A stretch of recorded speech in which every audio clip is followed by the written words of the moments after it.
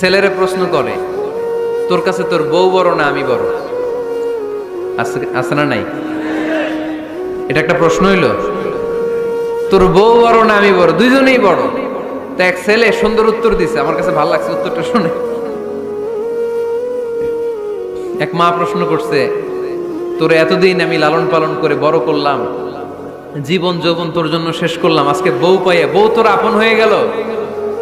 এবার ছেলে উত্তর দিছে, মা, আমার মুখ থেকে মা ডাক শোনার জন্য তুমি কি কষ্টটাই না করছো জীবনে।